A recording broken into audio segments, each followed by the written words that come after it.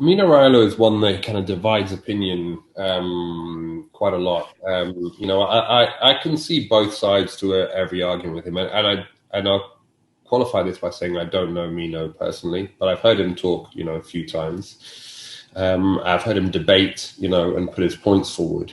I think where he's certainly controversial, and where he's put himself out there and attracted a lot of negative media attention.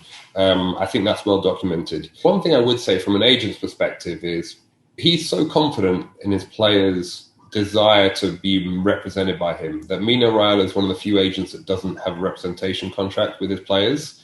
So all of his players could leave tomorrow. They could just go and sign, and there's plenty of other big agents out there, George Mendes, Pini Zahavi.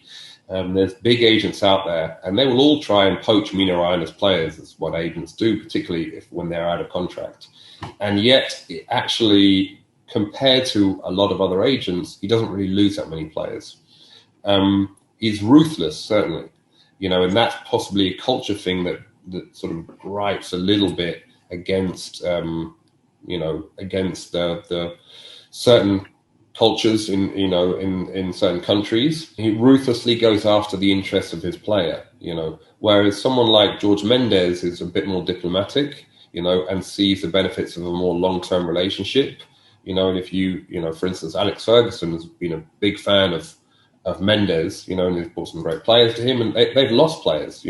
Mendes has taken players away from United as well. But I think that's the sign for me of a good, well-respected agent is someone where you can take players away and still, maintain a good relationship with the club.